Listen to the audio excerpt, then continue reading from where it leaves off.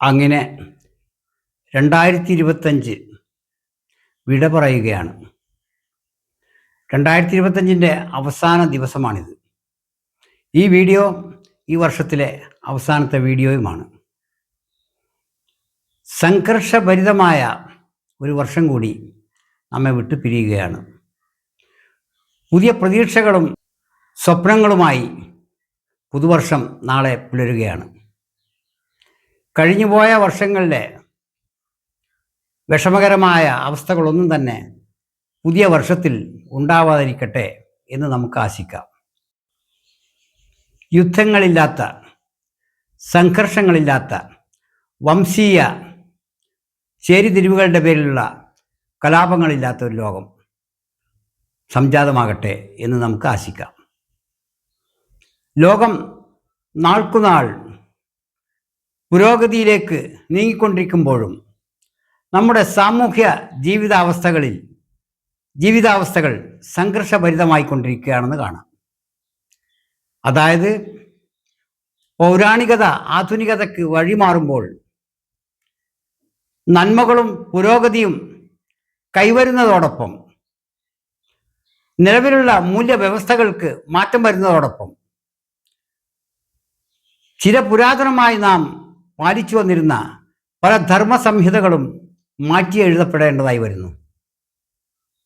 ഉദാഹരണത്തിന്, എല്ലാ വൈവിധ്യങ്ങളോടൊപ്പവും ഐക്യം കാത്തു സൂക്ഷിക്കുന്ന നമുക്കിടയിലേക്ക് നമ്മളെ ഭിന്നിപ്പിക്കാനായി, വിഘടിപ്പിക്കാനായി പുതിയ പല തത്വശാസ്ത്രങ്ങളും ഉദയം ചെയ്തിട്ടുണ്ട്. പോയ വർഷങ്ങളിലായി അവ പുരോഗതി പ്രാപിച്ച് വലിയ തോതിൽ സാമൂഹ്യ ബന്ധങ്ങളെയും രാഷ്ട്രാന്തര ബന്ധങ്ങളെയും രാഷ്ട്രീയ കൂട്ടായ്മകളെയും വരെ അത് അലോസരപ്പെടുത്താൻ തുടങ്ങിയിട്ടുമുണ്ട്. ഏകത്വത്തിലെ നാനാത്വത്തിന് പേരുകേട്ട ഒരു രാഷ്ട്രമാണ് നമ്മുടേത്. നമ്മുടെ രാഷ്ട്രത്തിന് മാത്രമായിട്ടുള്ള കാര്യങ്ങളല്ല ഇവിടെ പറയുന്നത്. കുടുംബ ബന്ധങ്ങളിൽ ഭാര്യയെ ഭർത്താവിനെതിരെയും, മക്കളെ മാതാപിതാക്കൾക്കെതിരെയും, അധ്യാപകരെ കുട്ടികൾക്കെതിരെയും, കുട്ടികളെ അധ്യാപകർക്കെതിരെയും, രാഷ്ട്രീയ പാർട്ടികളെ ഒന്ന് മറ്റൊന്നിനെതിരായും, ജാതികളെ ഒരു ജാതിയെ മറ്റൊരു ജാതിക്കെതിരായും, ഒരു രാഷ്ട്രത്തെ മറ്റൊരു രാഷ്ട്രത്തിനെതിരായും എന്ന നിലയിൽ കാര്യങ്ങളുടെ പുതിയ രീതികൾ രൂപം കൊണ്ടിട്ടുണ്ടെന്ന് കാണാം. പുതിയ അവകാശവാദങ്ങളുടെ പേരിലായി പുതിയ ആധുനിക അതല്ലെങ്കിൽ ലിബറൽ തത്വസംഹിതകളുടെ ഫലമായി നമുക്ക് കൂടുതൽ ഐക്യവും കൂടുതൽ ദൃഢമായ ബന്ധങ്ങളും കൂടുതൽ സമാധാനവും ശാന്തിയുമാണ് കിട്ടേണ്ടിയിരുന്നത്.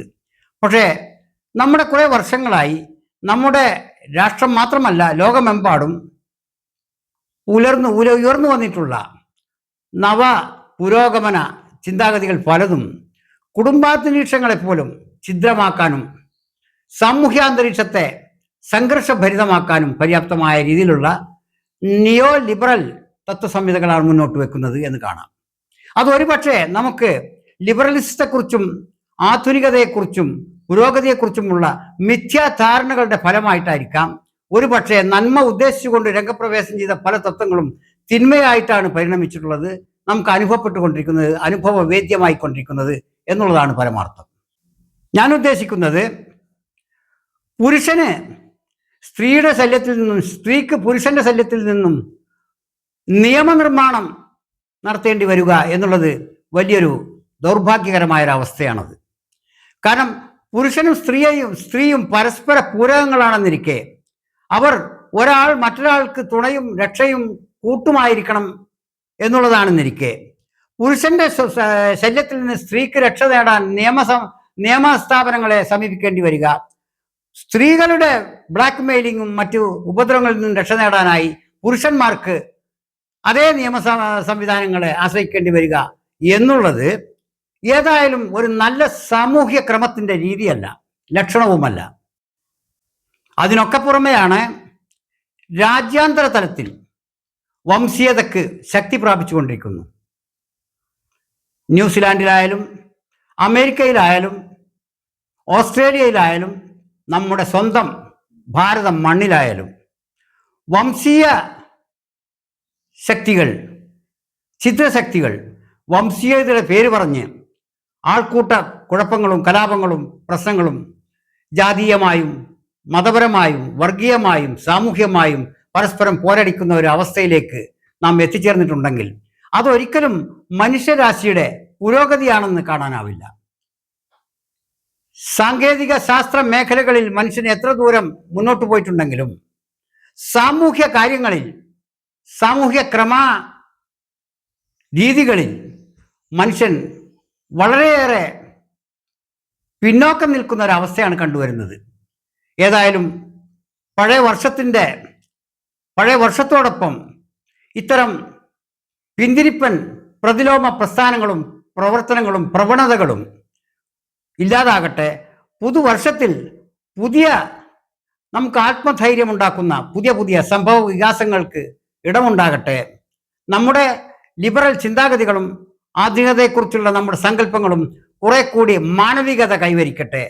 നമ്മുടെ ഓരോ ഭിന്നതകളെയും നമുക്ക് ഐക്യപ്പെടാനുള്ള സാധ്യതകളാക്കി മാറ്റാൻ കഴിയണം.